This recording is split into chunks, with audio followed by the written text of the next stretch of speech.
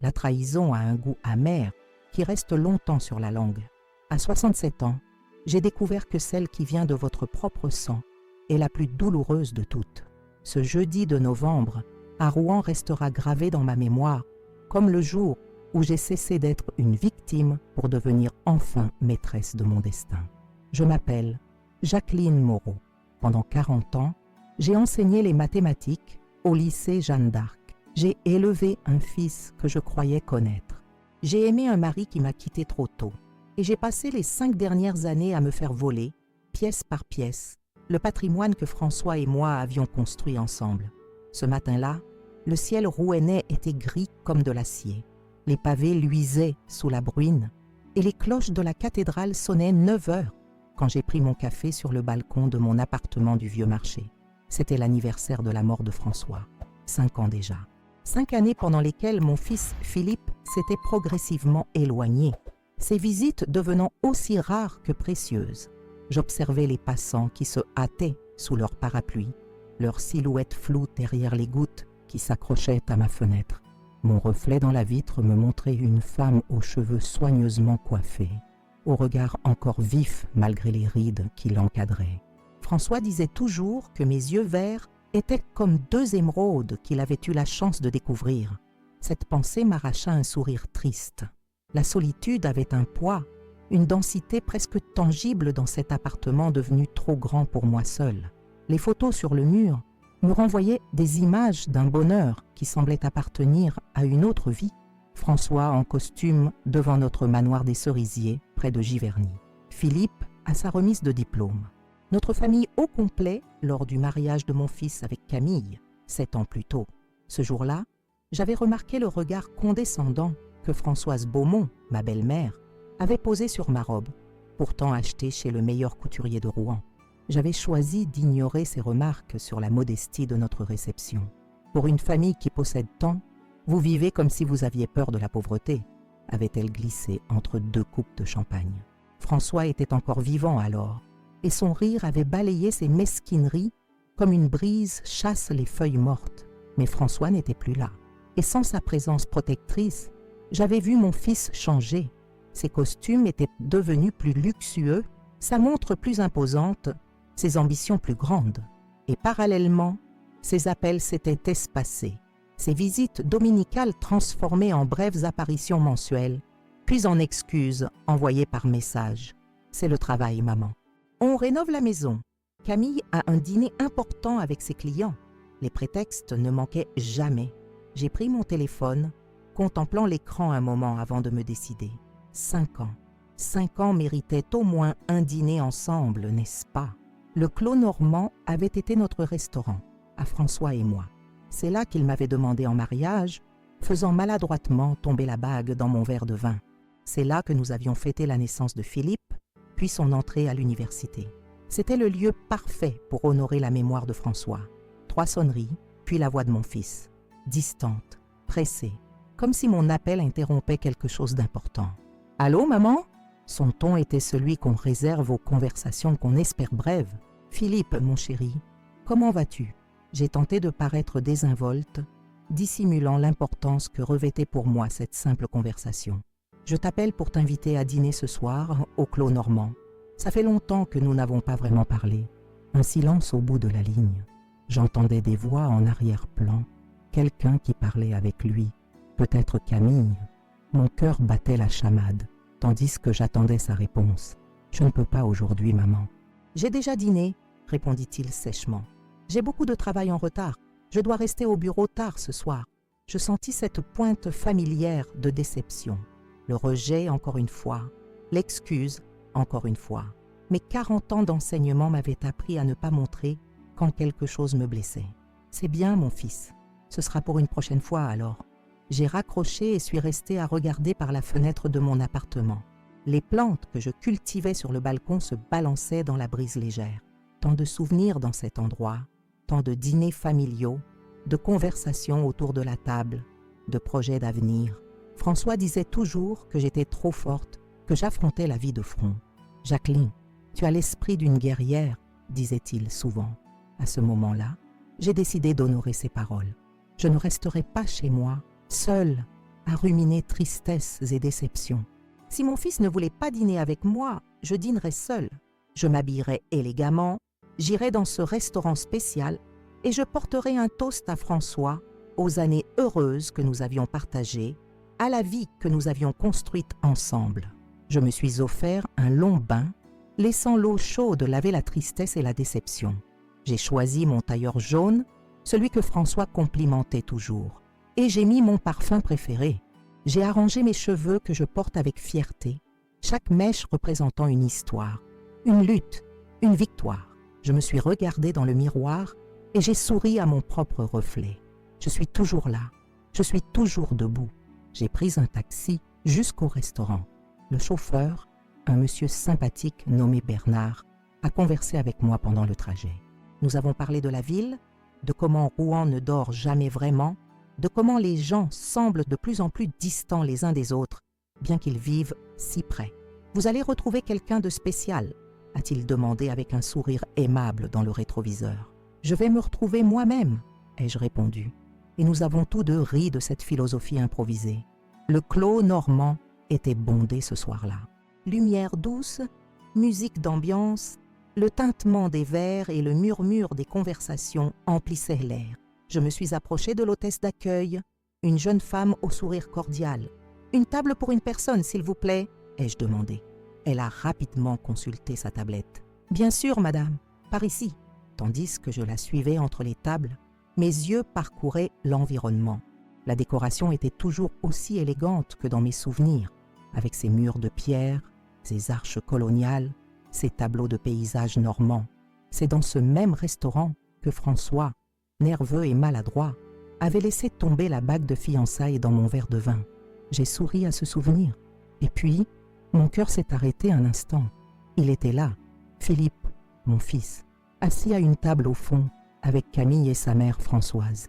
Tous trois riaient avec animation, verre de vin à la main, assiette de nourriture intacte devant eux.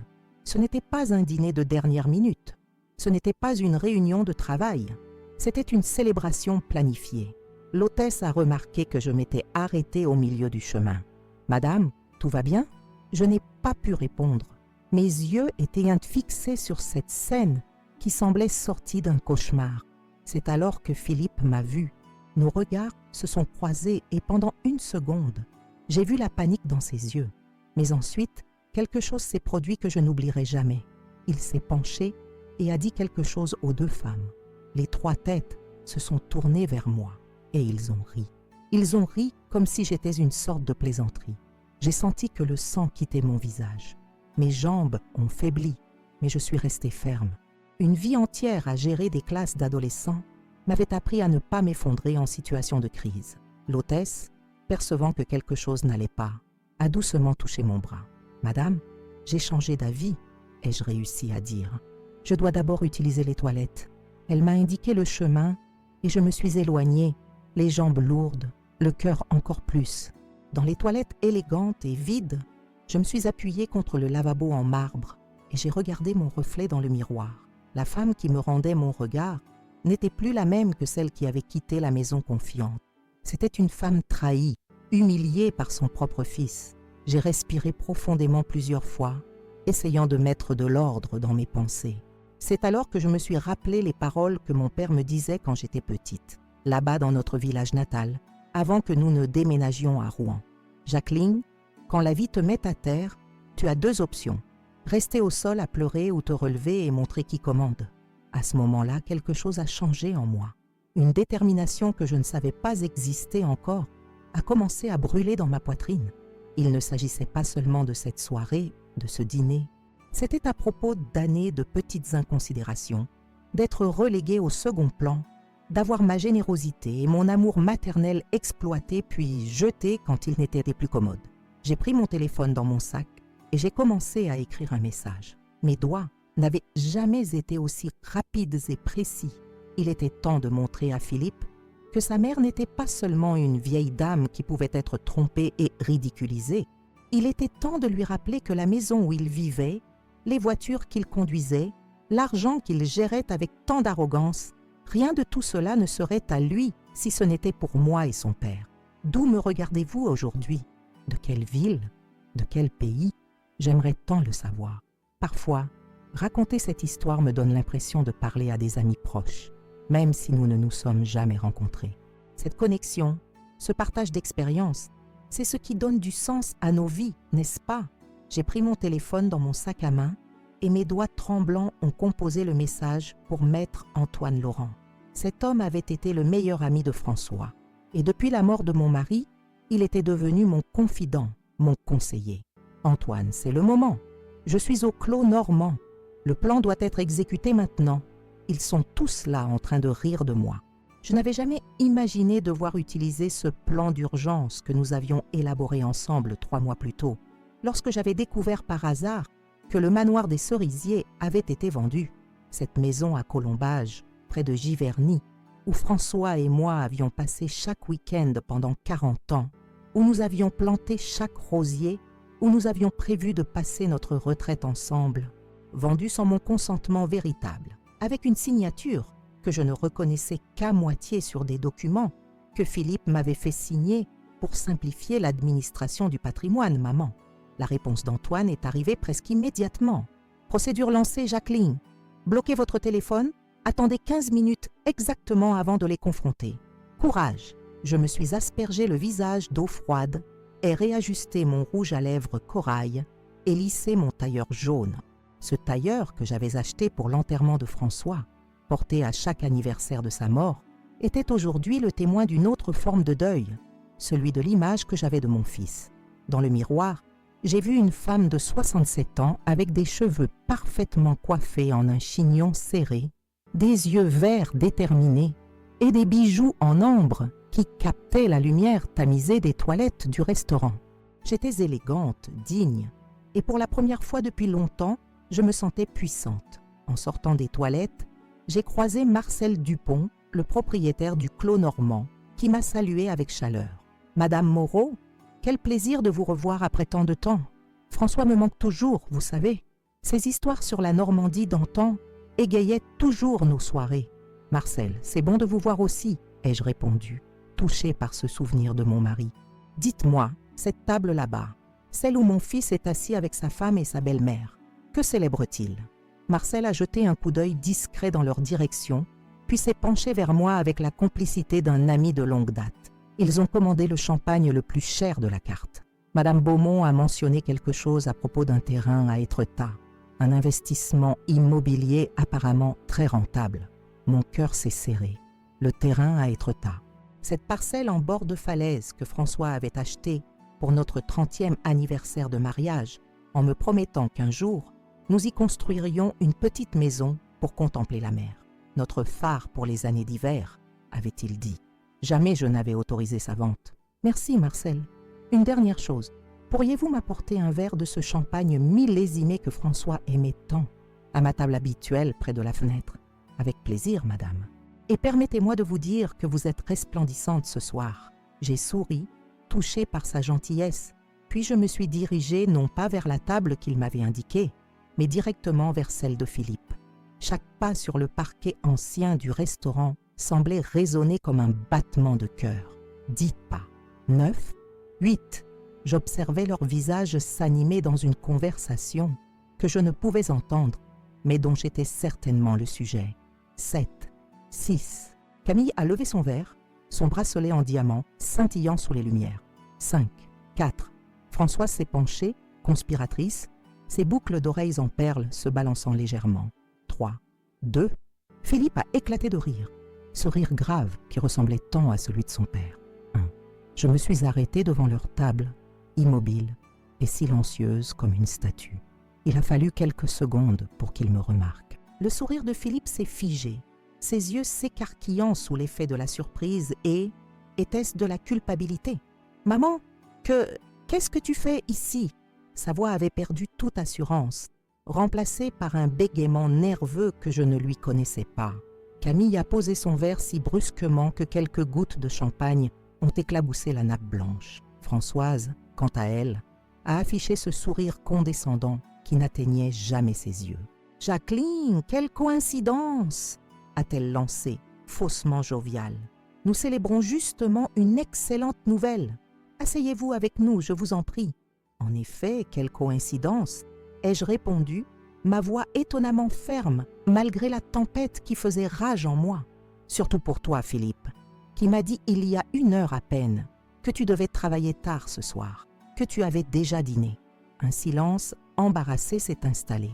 Les tables voisines ont semblé soudain très intéressées par leurs assiettes. Philippe a tiré sur sa cravate comme si elle l'étouffait soudainement. « C'est compliqué, maman. J'allais t'appeler demain pour t'expliquer. » « M'expliquer quoi exactement? La vente du terrain à Étretat, celui que ton père m'avait offert pour notre 30e anniversaire, celui que je n'ai jamais autorisé à vendre. » Camille a eu l'audace d'intervenir, son ton sucré contrastant avec la dureté de son regard. « Jacqueline, voyons, vous ne comprenez pas les subtilités de l'investissement immobilier. Ce terrain était improductif et Philippe a trouvé une opportunité exceptionnelle. L'argent a été réinvesti dans un projet bien plus rentable. Plus rentable pour qui, Camille? Pour moi, la propriétaire légale de ce terrain? Ou pour vous trois, qui célébrez ce soir avec mon champagne préféré dans mon restaurant préféré? » J'ai vu Françoise et Camille échanger un regard rapide, un de ces regards qui en disait long sur leur complicité dans cette affaire. Philippe, lui, semblait de plus en plus mal à l'aise, comme un enfant pris la main dans le pot de confiture. « Maman, assieds-toi, toi, s'il te plaît. Les gens nous regardent, » a-t-il murmuré, jetant des coups d'œil nerveux autour de lui. « Maintenant, tu t'inquiètes de ce que pensent les gens? Tu ne t'en souciais guère quand vous riiez de moi il y a quelques minutes, n'est-ce pas ?» Le visage de mon fils s'est décomposé. « Tu as vu ça? J'ai tout vu, Philippe. J'ai vu mon fils, l'homme que j'ai porté pendant 9 mois, que j'ai élevé avec tout l'amour dont j'étais capable, se moquer de sa propre mère comme si elle n'était qu'une plaisanterie, une nuisance, un obstacle à écarter. Mes mots étaient calmes, mesurés, mais chacun d'eux semblait le frapper comme un coup. Françoise, cependant, n'avait pas l'intention de se laisser intimider. « Jacqueline, ma chère, vous dramatisez comme toujours. Philippe essaie simplement de protéger votre patrimoine. À votre âge, il est normal de déléguer ses responsabilités. Et franchement, vous devriez être reconnaissante qu'il prenne le temps de s'occuper de vos affaires malgré son emploi du temps chargé. » J'ai tourné lentement mon regard vers elle. Cette femme, qui avait toujours méprisé ma façon simple de vivre, mon refus d'étaler notre richesse comme elle le faisait. « Françoise, saviez-vous que François avait une opinion très claire sur vous? Une femme, disait-il, qui confond le prix des choses avec leur valeur. » Son sourire s'est crispé. Ses joues se sont empourprées sous son fond de teint impeccable. Avant qu'elle ne puisse répondre, nos téléphones ont sonné simultanément. Le mien, puis celui de Philippe, puis ceux de Camille et Françoise. Une cacophonie électronique qui a résonné comme un présage. J'ai regardé l'écran de mon téléphone. C'était un message d'Antoine. « C'est fait !» Philippe a pâli en lisant son message, puis a fixé son écran avec incrédulité avant de lever les yeux vers moi. « Maman, qu'est-ce que ça signifie? La banque dit que tous nos comptes sont bloqués. » « Pas tous vos comptes, Philippe. Mes comptes, ceux que tu gérais en mon nom, avec une procuration que je viens de révoquer. » Camille a saisi son téléphone, ses doigts manucurés tapant frénétiquement sur l'écran. « Ma carte ne fonctionne plus. Qu'est-ce que c'est que cette histoire? Tes cartes, Camille? Tu veux dire mes cartes, celles que j'ai mises à ta disposition pour les urgences familiales et que tu utilises pour tes séances hebdomadaires chez le coiffeur le plus cher de Rouen. » Françoise s'est levée brusquement, son visage maintenant déformé par la colère. « C'est ridicule. Philippe fait quelque chose. » Mais mon fils semblait paralysé, fixant son téléphone qui continuait de recevoir message après message. Notification de la banque, alerte de sécurité, confirmation de blocage de compte, annulation de carte. L'empire financier qu'il avait construit avec mon argent s'effondrait en temps réel sous ses yeux. « Qu'as-tu fait ?» a-t-il finalement demandé, sa voix à peine plus forte qu'un murmure. « J'ai simplement repris ce qui m'appartient, Philippe, ce qui m'a toujours appartenu. Le testament de ton père était très clair. J'étais l'héritière universelle, la seule propriétaire légale de tous nos biens. Tu les administrais en mon nom, avec ma confiance. Une confiance que tu as trahie, encore et encore. » Marcel est apparu à ce moment-là, une bouteille de champagne millésimée à la main, visiblement gêné d'interrompre cette scène tendue. « Votre champagne, Madame Moreau, souhaitez-vous l'apporter à votre table ?» En fait, Marcel, je vais le prendre ici même, et apportez-moi un verre, s'il vous plaît. » Ignorant les protestations chuchotées de Philippe, je me suis assise à leur table, créant un malaise palpable. Marcel a servi le champagne dans une flûte en cristal qu'il a posée devant moi, puis s'est éclipsé discrètement. J'ai levé mon verre, observant les fines bulles qui montaient en spirale à la surface. « À François, ai-je dit, qui, même dans la mort, continue de me protéger grâce à sa prévoyance. Ni Philippe, ni Camille, ni Françoise n'ont levé leur verre pour me rejoindre dans ce toast. Ils étaient trop occupés à consulter frénétiquement leur téléphone, comme si la réponse à leur soudaine déchéance financière pouvait s'y trouver. « Vous ne comprenez pas, » ai-je poursuivi, savourant une gorgée du champagne exquis. « Ce n'est pas seulement l'argent. Ce n'est pas seulement le manoir des Cerisiers que tu as vendu sans mon consentement réel, ou le terrain à Étretat que vous célébriez ce soir.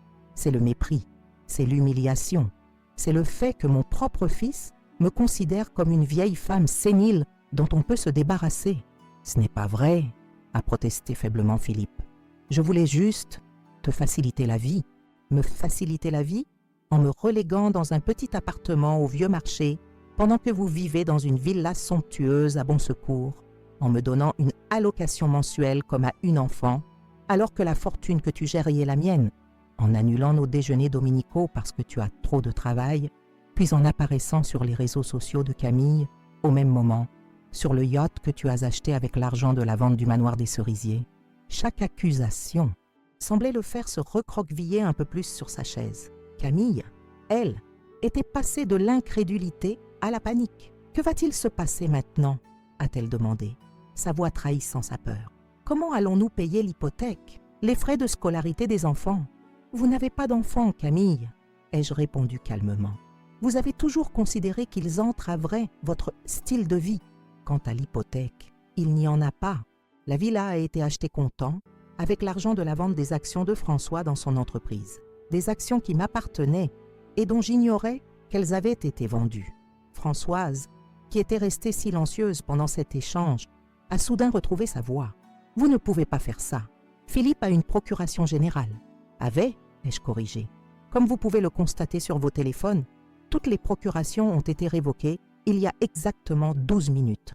Les comptes sont bloqués, les cartes de crédit annulées, les accès au coffre-fort restreints à ma seule personne. Quant à la villa, vous avez jusqu'à vendredi pour la quitter. »« Quitter la villa ?» a balbutié Philippe. « Mais où irons-nous ?» Une question légitime qui aurait pu éveiller ma compassion maternelle si je n'avais pas découvert, au cours des derniers mois, l'étendue de sa duplicité. Avec l'aide d'Antoine, j'avais retracé chaque transaction, chaque vente, chaque investissement.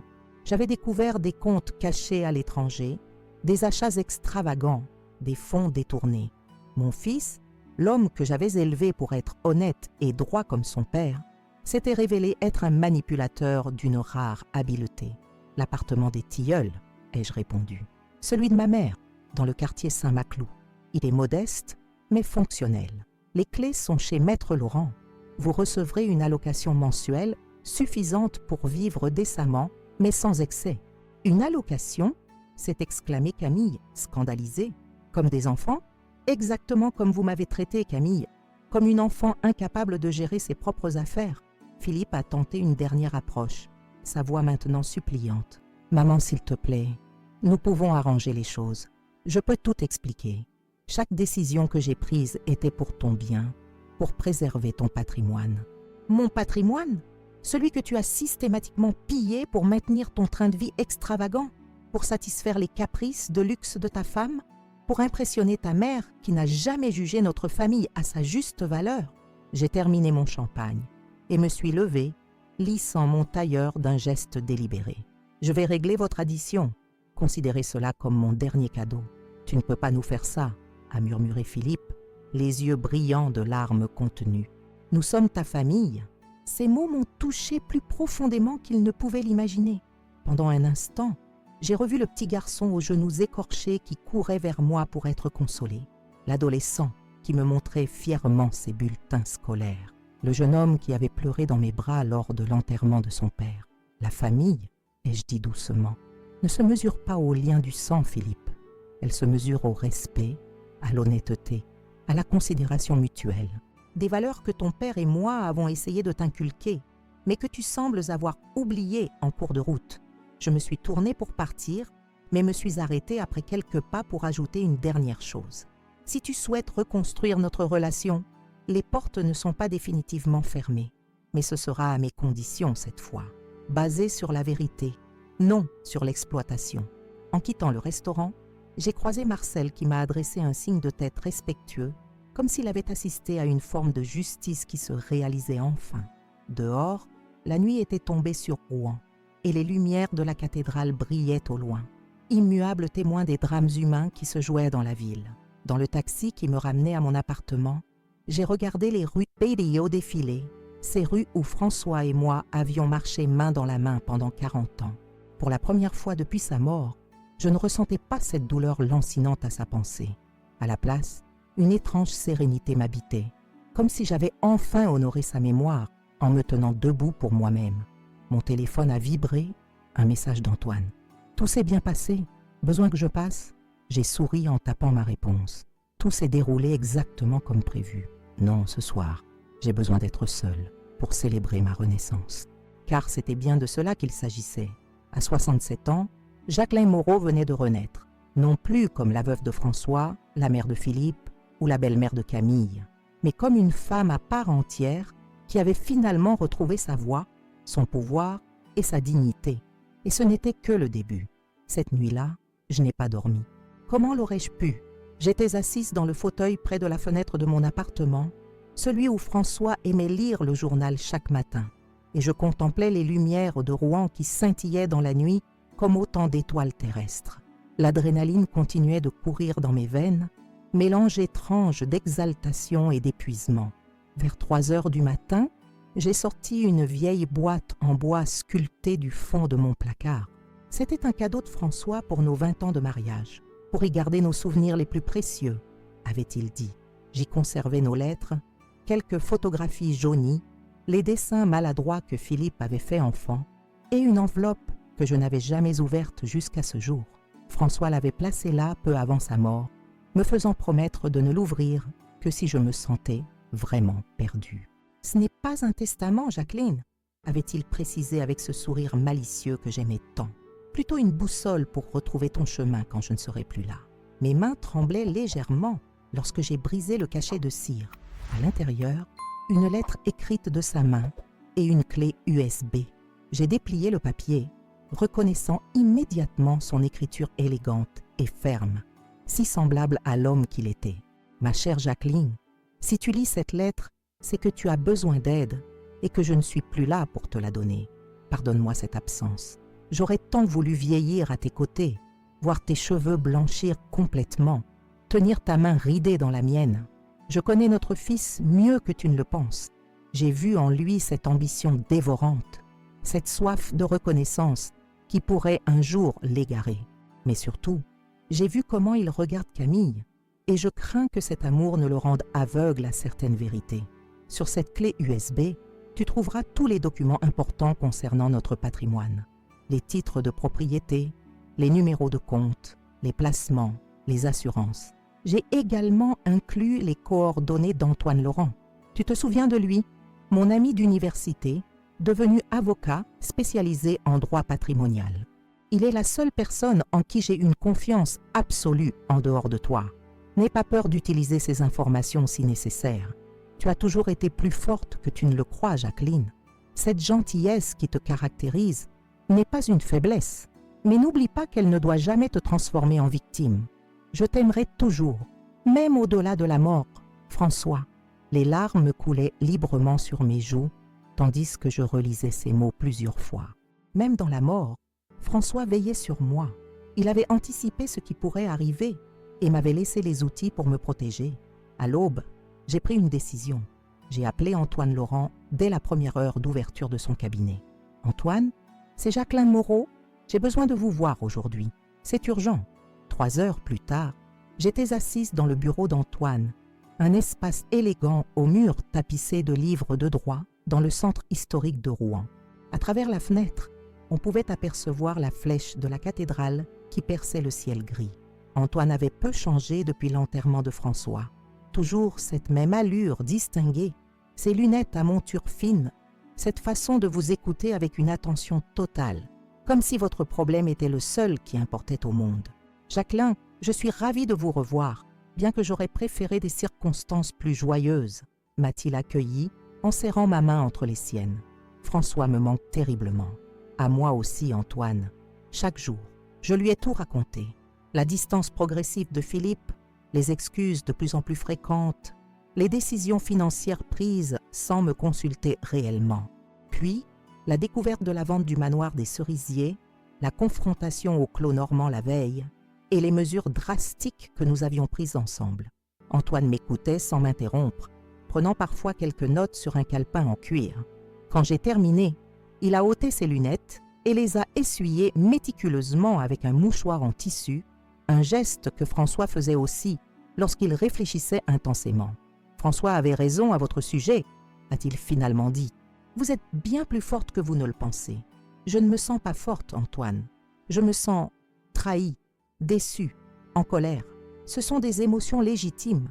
Ce que Philippe a fait, c'est plus que de l'abus de confiance.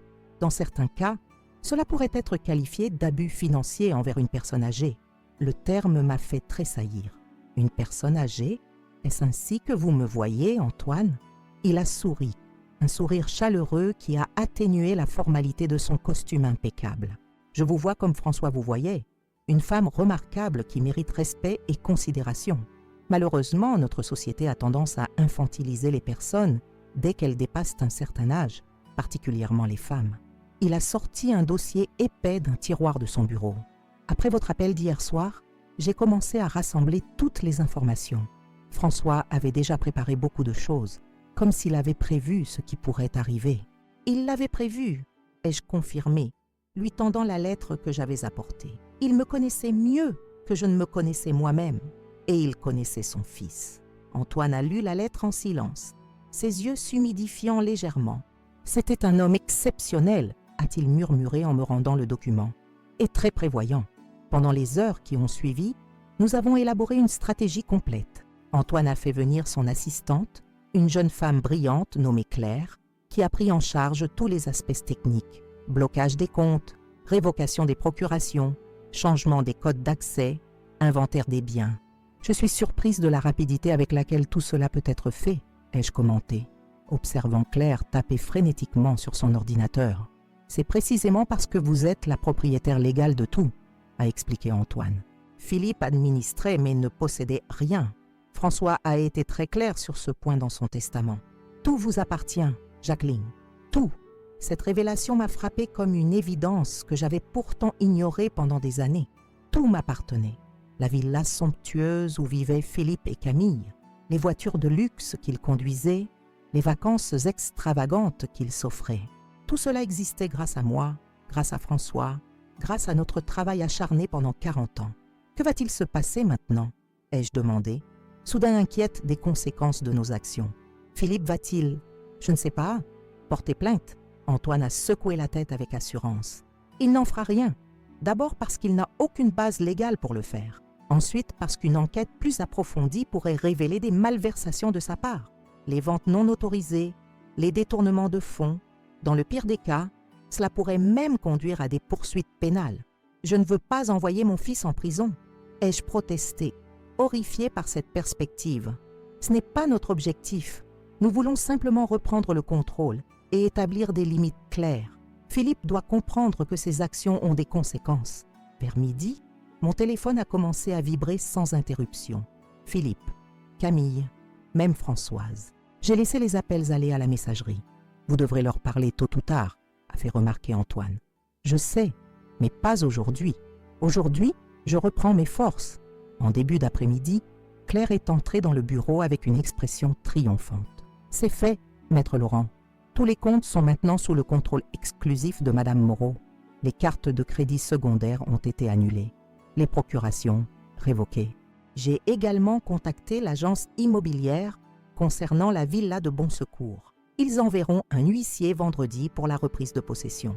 Antoine a hoché la tête avec satisfaction. Excellent travail, Claire. Maintenant, passons à la phase suivante. Jacqueline, Où souhaitez-vous vivre désormais? La question m'a prise au dépourvu. Je n'y ai pas réfléchi. Mon appartement au vieux marché me convient, je suppose. Vous pourriez retourner au manoir des Cerisiers, a suggéré Antoine.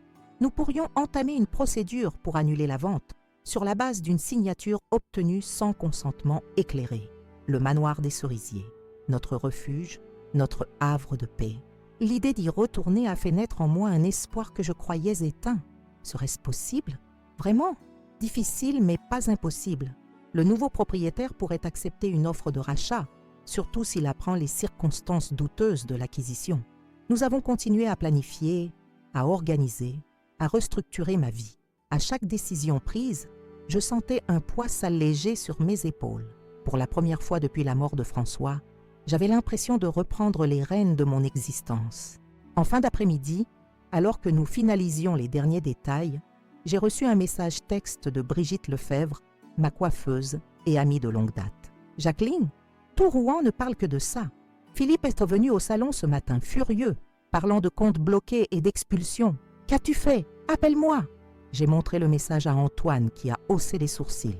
Les nouvelles vont vite dans cette ville. Rouen est grande par son histoire, mais petite par ses commérages, ai-je répondu avec un sourire las. En quittant le cabinet d'Antoine, une idée a commencé à germer dans mon esprit. Une idée qui allait bien au-delà de ma situation personnelle.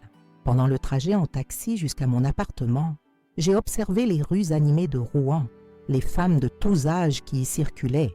Combien d'entre elles vivaient des situations similaires à la mienne? Combien étaient manipulées, exploitées par leurs propres enfants, par leur famille?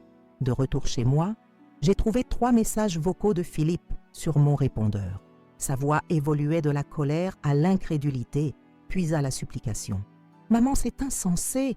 Rappelle-moi immédiatement. Maman, tu ne peux pas nous faire ça. La banque dit que nous devons quitter la villa vendredi. Où sommes-nous censés aller? Maman, s'il te plaît, je suis désolé, vraiment désolé. Appelons-nous, d'accord?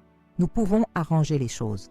Je t'en prie. » J'ai écouté ces messages sans émotion apparente, bien que chacun d'eux me torde le cœur.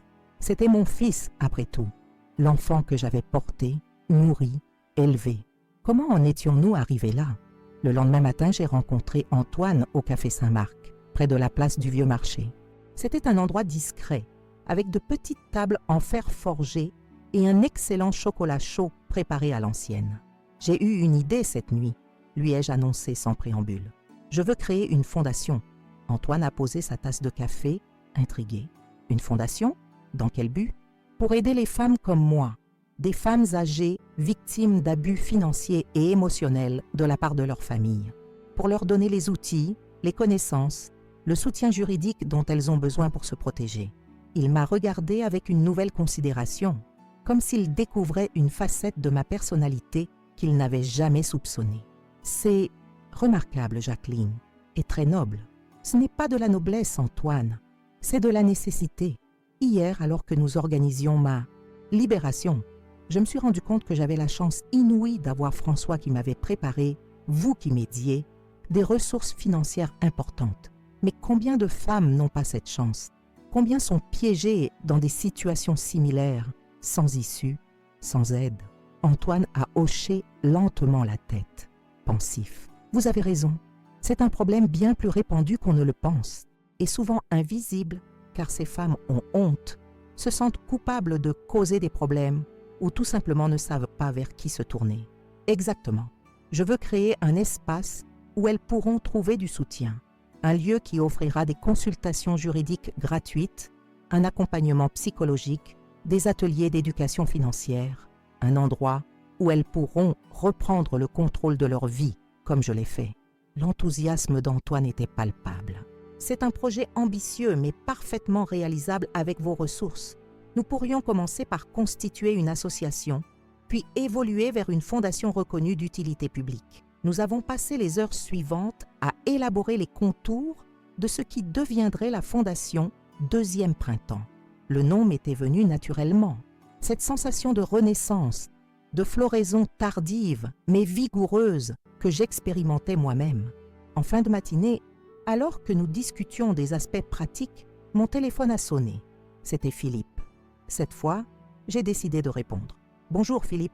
Un silence bref, comme s'il était surpris que j'ai finalement décroché. « Maman, merci de répondre. Nous devons parler. En effet, ce que tu as fait, c'est disproportionné. Tu nous as tout pris, du jour au lendemain. J'ai simplement repris ce qui m'appartient, Philippe. Ce que tu gérais en mon nom avec ma confiance. Une confiance que tu as trahie. Sa voix s'est brisée. Nous n'avons nulle part où aller. L'huissier sera là vendredi. Camille est. Elle ne s'arrête pas de pleurer. J'ai fermé les yeux un instant, luttant contre l'instinct maternel qui me poussait à tout pardonner, à accourir pour le consoler comme lorsqu'il était enfant. L'appartement des Tilleuls, ai-je dit finalement. Tu te souviens? Celui de ma mère, dans le quartier Saint-Maclou. Il est toujours à moi. Vous pouvez y aller. Les clés sont chez Maître Laurent. Les Tilleuls? Mais c'est minuscule. Et le quartier est... C'est un toit, Philippe. Plus que ce que beaucoup de gens ont. Et le quartier est parfaitement respectable. Ta grand-mère y a vécu dignement pendant 30 ans. Il a soupiré, vaincu. Et ensuite, que va-t-il se passer? Ensuite, nous établirons de nouvelles règles. Tu recevras une allocation mensuelle, suffisante pour vivre décemment, mais sans excès. Si tu souhaites retrouver mon respect, ma confiance, ce sera à toi de les gagner. Pas en manipulant, pas en mentant, mais par des actions concrètes, honnêtes. Et comment suis-je censé faire ça? J'ai un projet, une fondation pour aider les femmes âgées, victimes d'abus financiers. Tu pourrais y contribuer, mettre tes compétences au service de quelque chose de plus grand que ton ego ou ton compte en banque. Silence à l'autre bout de la ligne. Je pouvais presque entendre les rouages de son esprit calculer, évaluer, chercher l'angle le plus avantageux. J'y réfléchirai, a-t-il finalement dit, sans conviction. Fais donc cela. Les clés des Tilleuls seront disponibles cet après-midi. Oh, et Philippe, la prochaine fois que tu seras tenté de rire de ta mère avec ta femme et ta belle-mère, souviens-toi de cette conversation. J'ai raccroché, le cœur lourd mais l'esprit clair. Antoine m'observait avec un mélange d'admiration et d'inquiétude. Êtes-vous sûr de vouloir leur offrir l'appartement des Tilleuls? Après tout ce qu'ils ont fait, j'ai haussé les épaules. C'est mon fils, Antoine, malgré tout. Et puis les Tilleuls sont loin d'être le luxe auquel ils sont habitués. Ce sera déjà une leçon en soi. Il a souri, un sourire qui ressemblait tellement à celui de François que j'en ai eu un pincement au cœur. Vous êtes une femme remarquable, Jacqueline Moreau. François serait très fier de vous aujourd'hui. Ces mots m'ont touché plus qu'il ne pouvait l'imaginer. François aurait-il approuvé mes actions, cette confrontation, cette reprise de contrôle brutale? Je voulais le croire. Je devais le croire. En quittant le café, j'ai ressenti une étrange sensation de légèreté, comme si, pour la première fois depuis 5 ans, je marchais non plus comme l'ombre de moi-même, mais comme une femme entière, complète, déterminée. La fondation Deuxième Printemps n'était encore qu'une idée, un projet sur papier, mais elle représentait déjà bien plus qu'une simple organisation. Elle était le symbole de ma renaissance, de ma capacité à transformer ma douleur en quelque chose d'utile, de nécessaire. Et peut-être aussi une chance pour Philippe de se racheter, de retrouver les valeurs que son père et moi avions tenté de lui inculquer. Le chemin serait long, sans doute semé d'embûches, mais pour la première fois depuis longtemps, j'avais hâte de voir ce que l'avenir me réservait. Le vendredi est arrivé plus vite que je ne l'aurais imaginé. 3 jours seulement s'étaient écoulés depuis cette soirée fatidique au Clos Normand, mais j'avais l'impression qu'une vie entière s'était déroulée entre-temps. À 10 heures précises, je me tenais devant la villa de Bonsecours, cette demeure somptueuse que Philippe et Camille avaient transformée en monument à leur vanité. L'huissier, M. Dufresne, un homme d'une 50aine d'années au visage impassible, attendait à mes côtés. « Êtes-vous certaine de vouloir être présente pour cela, Madame Moreau ?» m'a-t-il demandé avec une délicatesse professionnelle. « Absolument !» ai-je répondu, serrant mon sac à main contre moi comme un bouclier. « C'est un moment difficile, mais nécessaire. » Nous avons sonné à la porte. Pendant ces quelques secondes d'attente, j'ai observé le jardin impeccable, les haies taillées avec une précision militaire, les roses anglaises importées à prix d'or. Tout respirait l'ostentation, cette nécessité de montrer sa richesse que François avait toujours trouvée vulgaire. La porte s'est ouverte sur Camille. Elle avait perdu de sa superbe. Ses cheveux, habituellement coiffés avec un soin méticuleux, étaient négligemment attachés en queue de cheval. Son visage, dépourvue de maquillage, révélait des cernes prononcées et des yeux rougis par les larmes. « Jacqueline » a-t-elle dit, mon prénom sonnant comme une accusation dans sa bouche. « Bonjour Camille. Voici Maître Dufresne, huissier de justice. Nous venons pour la procédure d'expulsion comme prévu. » Elle a ouvert la porte plus largement, révélant un hall d'entrée encombré de valises de luxe et de cartons. Inutile de nous humilier davantage. Nous étions justement sur le point de partir. En entrant, j'ai été frappée par le contraste entre le faste de la décoration et le chaos du déménagement en cours. Des œuvres d'art décrochées des murs laissèrent des rectangles plus clairs sur la tapisserie. Des espaces vides sur les étagères témoignaient d'objets déjà emballés. Au milieu de ce désordre, Philippe descendait l'escalier, portant un dernier sac de voyage. Nos regards se sont croisés. Le sien était un mélange de honte, de colère et de quelque chose que je n'avais pas vu depuis longtemps chez mon fils, de la peur. « Maman » a-t-il dit simplement. « Philippe ». Ce moment aurait pu être dramatique, plein de reproches et d'accusations. Mais étonnamment, il a été empreint d'une sorte de calme résigné, comme si nous avions tous deux accepté que nous étions arrivés à un point de non-retour et que les cris et les larmes ne changeraient rien à la situation. « L'appartement des tilleuls est prêt ?» a-t-il demandé, sa voix dénuée d'émotion. « Oui, j'ai fait livrer des courses de base. Le réfrigérateur est plein, les lits sont faits. » Un éclair de surprise a traversé son visage, comme s'il ne s'attendait pas à cette attention maternelle après tout ce qui s'était passé. « Merci » a-t-il murmuré. Maître Dufresne, resté discrètement en retrait, s'est avancé avec son cartable. « Si vous êtes prêts à partir, je dois juste vous faire signer quelques documents confirmant que vous quittez volontairement les lieux et reconnaissez que cette propriété appartient légalement à Madame Jacqueline Moreau. » Philippe a signé sans protester. Sa signature autrefois flamboyante, réduite à un griffonnage hâtif. Camille, en revanche, a hésité, la plume suspendue au-dessus du papier. « Tout ça pourquoi, Jacqueline? Pour prouver votre pouvoir? Pour nous punir ?» J'ai soutenu son regard s'ensiller. « Non, Camille, pour rétablir la vérité, pour rappeler que le respect n'est pas une option, mais une nécessité, surtout envers ceux qui vous ont tout donné. » Elle a finalement signé d'un geste rageur, comme si elle pouvait transpercer le papier de sa colère. Puis, elle s'est tournée vers son mari. « Je vais attendre dans la voiture. Je ne supporte plus d'être ici. » Une fois Camille sortie, un silence pesant s'est installé entre Philippe, Maître Dufresne et moi. L'huissier, sentant la tension, a prétexté devoir vérifier quelque chose à l'extérieur, nous laissant seuls. Philippe a regardé autour de lui, comme pour imprimer dans sa mémoire chaque détail de cette maison qu'il quittait. « Tu sais, maman, quand papa est mort, j'ai cru que c'était à moi de prendre soin de toi, de te protéger du monde, des soucis financiers, des complications administratives. Me protéger ou me contrôler ?» Il a baissé les yeux. Au début, c'était sincère.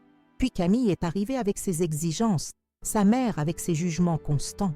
Et peu à peu, j'ai commencé à voir notre patrimoine non plus comme un héritage à préserver, mais comme un moyen d'obtenir le statut que je croyais mériter. « Le statut ?» ai-je répété incrédule. « François et moi t'avons élevé pour valoriser bien d'autres choses que le statut, Philippe. Je sais, et quelque part, j'ai toujours su que ce que je faisais était moralement discutable. Mais c'était si facile, maman. Tu me faisais tellement confiance. Tu signais tout ce que je te présentais sans poser de questions. Cette vérité m'a frappée comme une gifle. Il avait raison. J'avais été complice de ma propre exploitation par ma naïveté, ma confiance aveugle, une confiance que tu as trahie, ai-je rappelé doucement. Il a hoché la tête, incapable de nier l'évidence. Que va-t-il se passer maintenant? Entre nous, je veux dire. J'ai pris le temps de réfléchir avant de répondre. Je ne sais pas, Philippe. La confiance, une fois brisée, est difficile à reconstruire. Mais tu restes mon fils, le seul enfant que j'ai mis au monde. Je ne peux pas effacer cet amour, même si tu m'as profondément blessé. Et cette fondation dont tu as parlé, c'est sérieux? Très sérieux. J'ai déjà commencé à travailler sur le projet avec Antoine Laurent. Nous cherchons un local, nous établissons les statuts. Et tu veux vraiment que j'y participe? Si tu le souhaites, si tu es prêt à utiliser tes compétences pour aider plutôt que pour exploiter, ce serait une forme de rédemption peut-être. Il a médité ses paroles, son regard perdu dans le vide. Puis, presque timidement, Camille ne comprendra pas. Elle parle déjà de retourner vivre chez sa mère, de divorcer.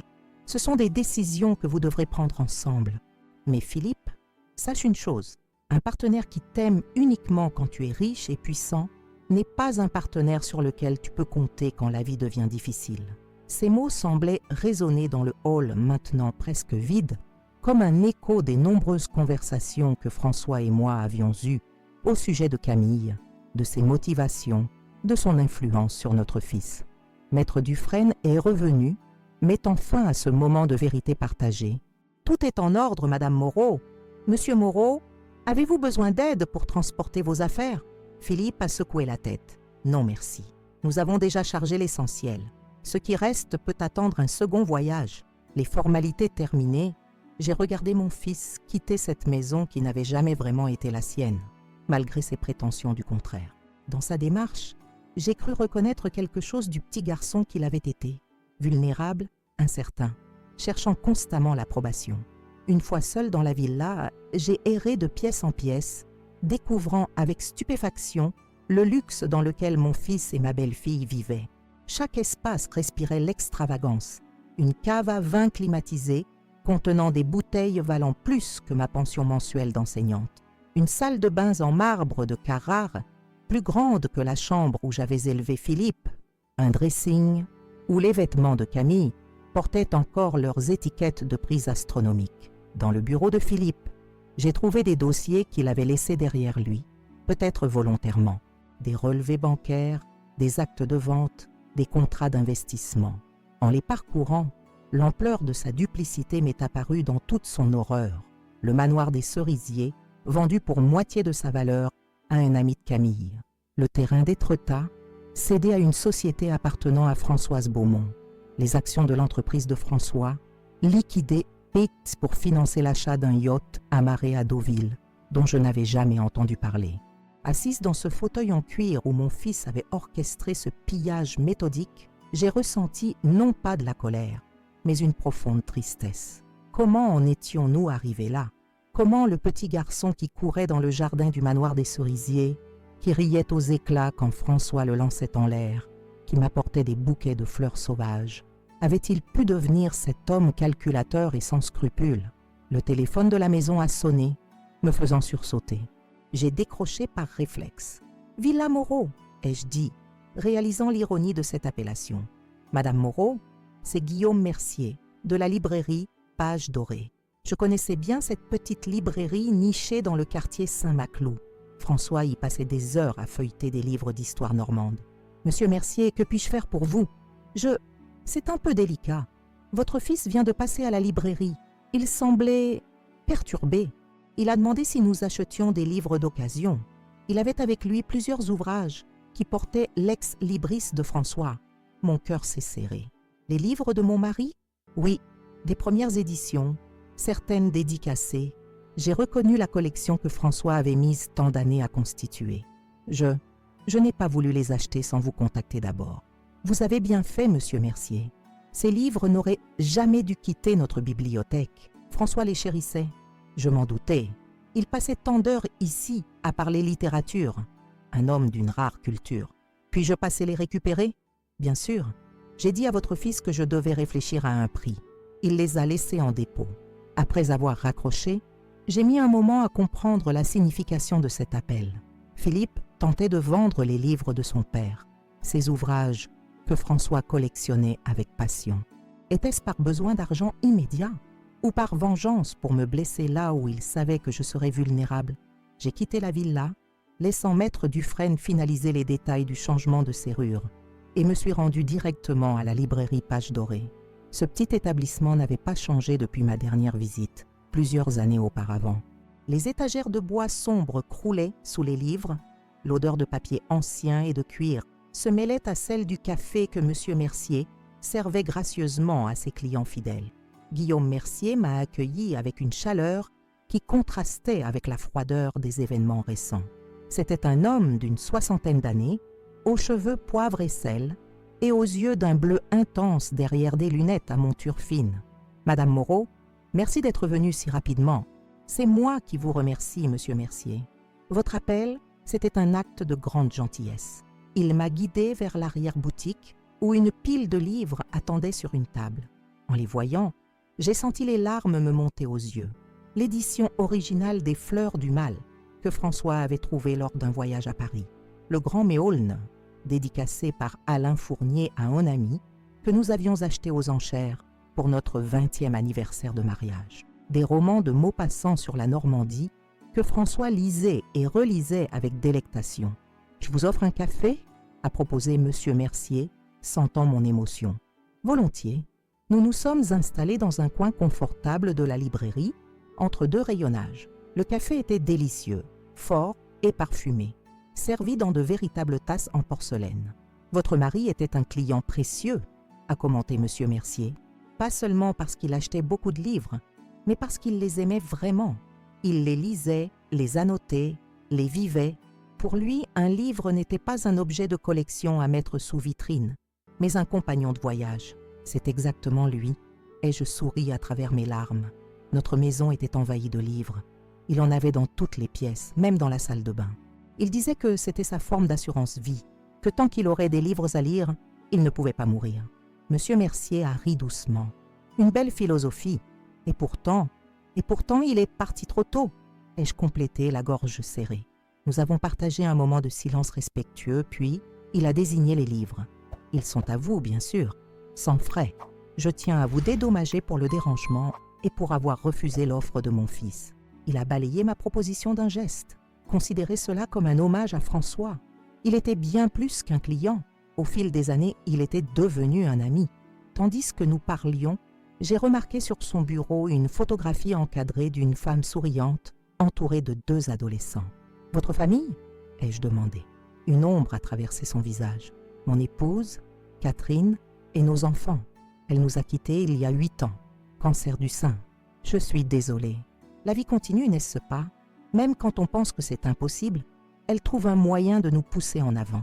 Ces paroles, prononcées avec une simplicité désarmante, m'ont touchée profondément. Elles résumaient parfaitement ce que je ressentais depuis la mort de François. Cette sensation d'être constamment propulsée dans un futur que je n'avais pas choisi, que je n'avais pas prévu de vivre sans lui. Alors que je m'apprêtais à partir avec les précieux livres soigneusement emballés, Monsieur Mercier m'a tendu une carte. « N'hésitez pas à revenir, Madame Moreau. La librairie organise des soirées de lecture le jeudi. Des gens qui aiment les livres, qui partagent cette passion. Ça pourrait vous... Je ne sais pas, vous changer les idées. » J'ai accepté la carte avec un sourire. « Peut-être, oui. Merci encore, Monsieur Mercier. »« Guillaume ?» a-t-il corrigé doucement. « Appelez-moi Guillaume. » En sortant de la librairie, j'ai été frappé par la luminosité soudaine du jour. Le ciel de Rouen, habituellement si gris, s'était éclairci, révélant un bleu d'une pureté surprenante, comme un signe, peut-être, un rappel que même après les orages les plus violents, le soleil finit toujours par percer les nuages. Le soir même, assise dans mon appartement du Vieux Marché, j'ai reçu un appel d'Antoine Laurent. « Jacqueline, j'ai des nouvelles concernant le manoir des Cerisiers. » Mon cœur a fait un bond. Bonnes ou mauvaises? Plutôt bonnes, je dirais. J'ai contacté le nouveau propriétaire, un certain Monsieur Legrand. Quand je lui ai expliqué les circonstances de la vente, il s'est montré compréhensif. Compréhensif? Il semblerait que Philippe lui ait vendu la propriété, en prétendant que vous souffriez de début de démence et que la vente était nécessaire pour financer vos soins médicaux. J'ai été sidéré par cette révélation. De la démence? Mon fils a prétendu que j'étais sénile. J'en ai bien peur. Monsieur Legrand a été choqué d'apprendre la vérité. Il est prêt à envisager une rétrocession du bien, à condition que vous lui remboursiez le prix d'achat, plus les frais engagés pour quelques rénovations. C'est merveilleux, Antoine. Je pourrais retrouver notre maison. Il semblerait, oui. Je lui ai proposé un rendez-vous la semaine prochaine pour discuter des modalités. Seriez-vous disponible mercredi? Bien sûr, je libérerai mon agenda. Après avoir raccroché, j'ai pris l'un des livres de François, m'installant dans le fauteuil près de la fenêtre. En l'ouvrant, une photographie s'en est échappée. François et moi au manoir des Cerisiers, debout sous le grand cerisier qui avait donné son nom à la propriété. Nous sourions à l'objectif, ses bras autour de ma taille, mon visage tourné vers le sien, avec une expression d'adoration non dissimulée. Cette image a fait remonter une vague de souvenirs. Les week-ends passés à jardiner ensemble, les dîners sur la terrasse, avec vue sur les collines normandes, les soirées d'hiver devant la cheminée, lisant côte à côte dans un silence complice. Le manoir des Cerisiers n'était pas seulement une maison, c'était le réceptacle de 20 ans de bonheur partagé. Et peut-être bientôt, il redeviendrait mien, non pas pour y vivre dans le passé, mais pour y construire un nouveau futur. Un futur où la fondation Deuxième Printemps pourrait accueillir ces femmes que la vie avait, comme moi, trahies mais pas brisées.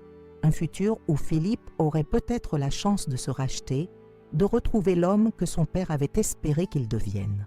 Et qui sait, peut-être même un futur où je pourrais à nouveau ouvrir mon cœur, comme semblait le suggérer la gentillesse discrète d'un certain libraire aux yeux bleus et à la conversation stimulante. La vie, comme l'avait si justement dit Guillaume Mercier, trouvait toujours un moyen de nous pousser en avant, même quand on pensait que c'était impossible. 6 mois se sont écoulés depuis cette confrontation au clos normand. 6 mois qui ont transformé ma vie, plus radicalement que les 5 années précédentes. Le printemps est revenu à Rouen, parant la ville d'une lumière dorée qui semble refléter ma propre renaissance.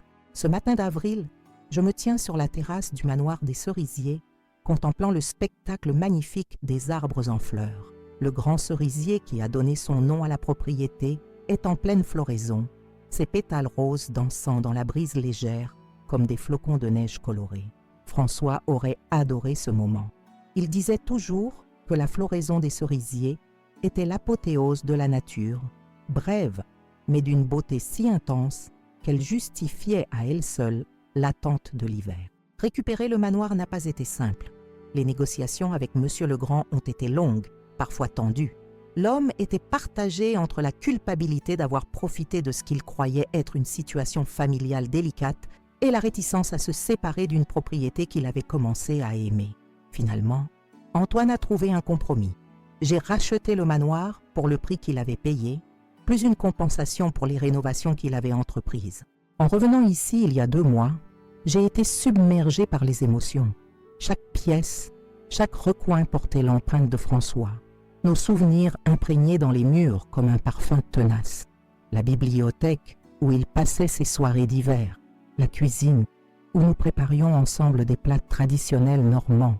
Le petit bureau où j'avais corrigé les copies de mes élèves pendant tant d'années. Mais ce n'était plus une maison figée dans le passé. J'y avais insufflé une nouvelle vie, un nouveau but. L'aile du manoir avait été réaménagée pour accueillir les premiers bureaux de la Fondation Deuxième Printemps. Une salle de réunion lumineuse, 2 bureaux pour les consultations juridiques et psychologiques et un espace commun chaleureux où les femmes pouvaient se retrouver pour parler, échanger, se soutenir mutuellement. Le jour de l'inauguration officielle, il y a 3 semaines, avait été l'un des plus beaux de ma vie. Une vingtaine de personnes s'étaient y rassemblées dans le jardin. Antoine et son équipe juridique, Brigitte Lefebvre et ses amis du salon de coiffure, quelques anciennes collègues du lycée, et même Monsieur Legrand, qui avait tenu à venir, voir ce que devenait sa presque maison, comme il l'avait plaisanté. Guillaume Mercier était là aussi, élégant dans son costume bleu marine légèrement démodé. Depuis notre rencontre à la librairie, nous avions développé une relation que je n'aurais jamais imaginée possible à mon âge. D'abord des conversations autour de livres lors des soirées littéraires du jeudi, puis des promenades le long de la Seine, des déjeuners dans de petits restaurants discrets, et finalement, des confidences échangées à voix basse devant une tasse de thé. Guillaume comprenait ma douleur, comme peu de gens le pouvaient. Lui aussi avait perdu son âme sœur. Lui aussi avait dû réapprendre à vivre seul, à trouver un sens à ses journées sans la présence de l'être aimé. Ensemble, nous avions découvert que le chagrin partagé devient plus léger, que les souvenirs peuvent être évoqués avec des sourires plutôt qu'avec des larmes. Et puis il y avait eu Philippe. Mon fils avait traversé ce que j'appelais en secret sa période de désert.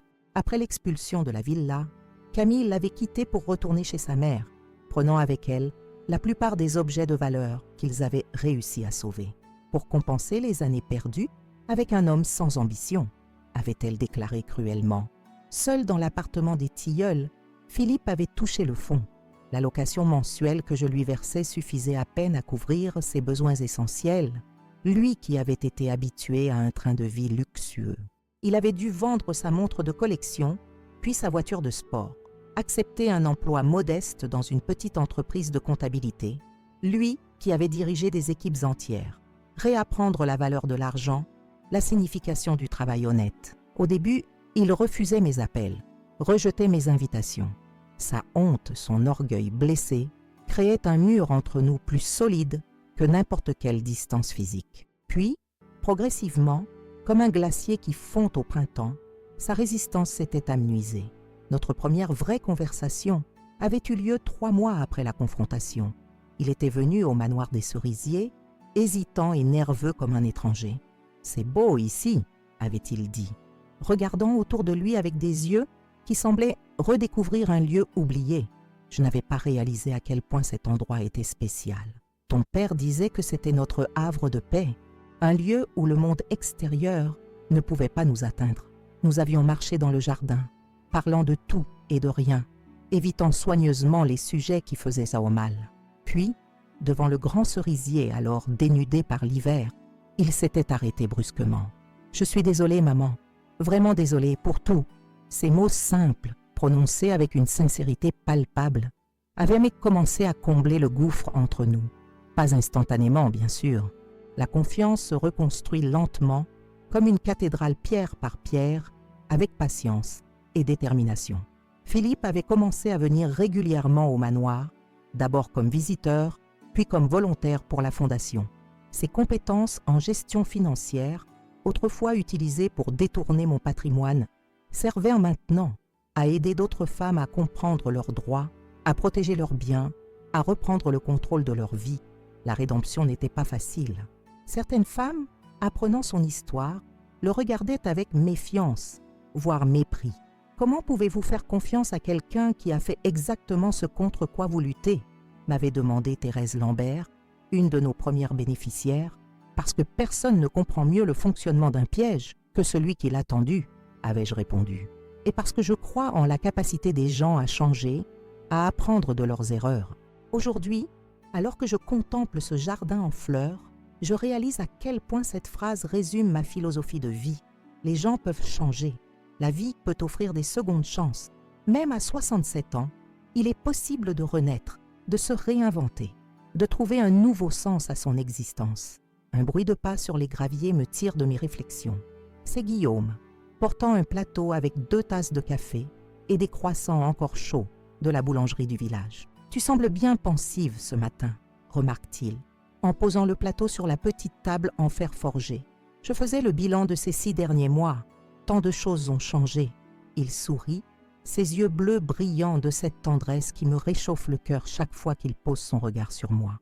En bien, j'espère, en mieux que je n'aurais jamais osé l'imaginer. Nous déjeunons en silence, savourant la douceur du moment, la beauté du jardin, la complicité qui s'est tissée entre nous. Guillaume n'a jamais cherché à remplacer François dans mon cœur, tout comme je n'ai jamais prétendu pouvoir effacer le souvenir de Catherine. Nos amours passés font partie de nous, des fondations sur lesquelles nous construisons cette nouvelle relation, différente, mais tout aussi précieuse. « Antoine vient aujourd'hui ?» demande-t-il après un moment. « Oui, avec Philippe. Nous devons finaliser les détails pour le lancement du programme d'éducation financière dans les maisons de retraite. C'est le nouveau projet de la Fondation, des ateliers destinés aux femmes âgées vivant en établissement, souvent isolées et vulnérables face aux pressions familiales. Philippe a conçu un programme simple mais efficace pour leur apprendre à protéger leurs économies, à comprendre leurs droits, à détecter les signes d'abus financiers. Tu as entendu parler de Camille récemment ? Je secoue la tête. La dernière fois que Philippe a mentionné son nom, elle venait de se fiancer avec un promoteur immobilier de Deauville. Apparemment, il possède un yacht encore plus grand que celui que Philippe avait acheté avec l'argent de la vente des actions. Guillaume rit doucement.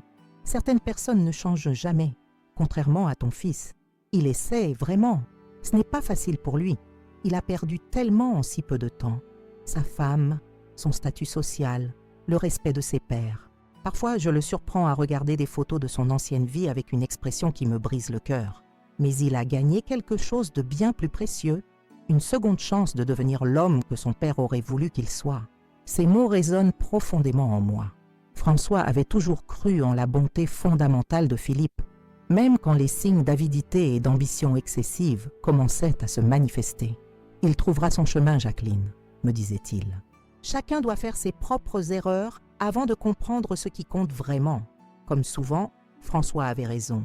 Philippe avait dû tout perdre pour retrouver ses valeurs, sa boussole morale, le sens de l'intégrité que nous avions tenté de lui inculquer. Une voiture s'engage dans l'allée du manoir, suivie d'une deuxième. Antoine et Philippe arrivent, accompagnés de Claire, l'assistante juridique, et de Sophie Martin, la psychologue qui vient d'intégrer l'équipe de la Fondation. Guillaume se lève, m'aide à rassembler notre vaisselle du petit déjeuner. « Je vais vous laisser travailler. J'ai promis d'ouvrir la librairie tôt aujourd'hui. Madame Fournier attend la dernière parution de son auteur préféré. Tu reviendras ce soir ?» Il se penche, dépose un baiser léger sur ma joue. « Bien sûr, j'apporterai ce vin blanc que tu aimes tant. Et peut-être un nouveau livre que tu pourrais apprécier. » Je le regarde s'éloigner, admirant sa démarche encore alerte malgré ses 71 ans, la façon dont il salue chaleureusement Philippe et Antoine en les croisant. Puis je me tourne vers la maison, prête à accueillir mon équipe, à continuer cette œuvre qui donne désormais un sens à ma vie. La réunion se déroule dans l'atmosphère studieuse, mais détendue, qui caractérise notre fondation. Antoine présente les aspects juridiques du nouveau programme. Claire prend des notes méthodiques. Sophie expose les considérations psychologiques à prendre en compte lorsqu'on aborde des sujets financiers avec des personnes âgées, souvent anxieuses. Philippe, lui, est concentré et professionnel, loin de l'homme arrogant qu'il était devenu aux côtés de Camille. Il a maigri, ses traits se sont affinés et une nouvelle humilité transparaît dans sa façon d'écouter, de proposer plutôt que d'imposer. Pendant que Sophie détaille un point particulier, mon regard s'évade par la fenêtre, vers le jardin où Guillaume et moi prenions notre petit déjeuner. Une pensée me frappe soudain. Je suis heureuse, pas de cette joie éclatante de la jeunesse, mais d'un bonheur serein, mature, conscient de sa fragilité et pourtant solide comme les fondations de ce manoir. À 67 ans, j'ai trouvé une nouvelle raison de me lever chaque matin. J'ai pardonné à mon fils, sans oublier ni minimiser ses erreurs, mais en lui offrant la chance de les réparer. J'ai ouvert mon cœur à un nouvel amour, différent mais tout aussi précieux que le premier. Et surtout, j'ai transformé ma douleur en quelque chose d'utile, de nécessaire, qui aide d'autres femmes à ne pas vivre ce que j'ai vécu. La réunion se termine dans une atmosphère optimiste. Notre programme d'éducation financière débutera la semaine prochaine, dans 3 maisons de retraite de Rouen, puis s'étendra progressivement à toute la Normandie. Antoine a même évoqué la possibilité d'un partenariat avec une fondation parisienne similaire qui permettrait d'étendre notre action à l'échelle nationale. Alors que tout le monde rassemble ses documents, Philippe s'attarde, visiblement désireux de me parler en privé. Quand les autres ont quitté la pièce, il s'approche, hésitant. « Maman, j'ai quelque chose à te demander. Je t'écoute. J'ai reçu une offre d'emploi. Un poste de directeur financier dans une association qui aide les personnes âgées à bas revenus. Le salaire est bien inférieur à ce que je gagnais avant, mais c'est un travail qui a du sens. Qui pourrait faire une différence ? Je sens mon cœur se gonfler de fierté. C'est merveilleux, Philippe. Tu vas accepter ? J'hésite. Cela signifierait moins de temps pour la fondation. Je ne veux pas te laisser tomber après tout ce que... Je pose ma main sur la sienne, l'interrompant doucement. Tu ne me laisses pas tomber. Au contraire, voir mon fils utiliser ses talents pour aider les autres plutôt que pour s'enrichir, c'est tout ce qu'une mère peut souhaiter. Ses yeux s'humidifient légèrement. Merci, maman, pour tout, pour m'avoir donné cette seconde chance alors que je ne la méritais pas. Le pardon n'est pas une question de mérite, Philippe. C'est un cadeau qu'on offre autant à soi-même qu'à l'autre. Ces mots semblent le toucher profondément. Il me serre brièvement dans ses bras, un geste qui devient plus naturel avec le temps, puis s'éloigne pour rejoindre les autres qui l'attendent dehors. Resté seul dans cette pièce baignée de lumière printanière, je m'approche de la fenêtre. De là, je peux voir Antoine et Claire discuter près de leur voiture, Sophie sortant des documents de son sac, Philippe s'avançant vers eux avec une démarche plus assurée que je ne lui avais vue depuis longtemps. Plus loin, à l'entrée de l'allée, la voiture de Guillaume s'éloigne lentement, promesse d'un retour ce soir, d'une soirée paisible à partager un verre de vin et une conversation stimulante. Et encore au-delà, les collines normandes s'étendent à perte de vue, vertes et généreuses sous le soleil d'avril, comme un rappel que la vie continue de nous offrir sa beauté, même après les tempêtes les plus dévastatrices. Je pose ma main sur la vitre fraîche dans un geste qui ressemble à une caresse au monde qui s'étend devant moi. « Tu avais raison, François » murmurai-je. J'étais plus forte que je ne le croyais. Un souffle léger agite soudain les branches du grand cerisier, faisant pleuvoir une pluie de pétales roses, comme si, de là où il est, François me répondait à sa manière. Ce soir, quand Guillaume reviendra, nous nous assiérons sur la terrasse, sous les étoiles normandes. Nous parlerons de livres, de voyages que nous pourrions faire ensemble, de projets pour la Fondation. Nous évoquerons peut-être nos amours passés, ces êtres chers qui ont façonné nos vies et qui continuent à vivre dans nos cœurs. Et demain, je me lèverai à nouveau, avec cette certitude tranquille qui m'habite désormais. À tout âge, il est possible de recommencer, de transformer la trahison en triomphe, de trouver sa voie quand le monde vous croit silencieuse, de fleurir magnifiquement, insolemment, comme ce cerisier qui renaît chaque printemps, plus resplendissant après chaque hiver traversé. Car la vie, j'en suis maintenant convaincue, ne s'arrête pas quand on est trahi. Parfois, c'est précisément à ce moment qu'elle commence véritablement.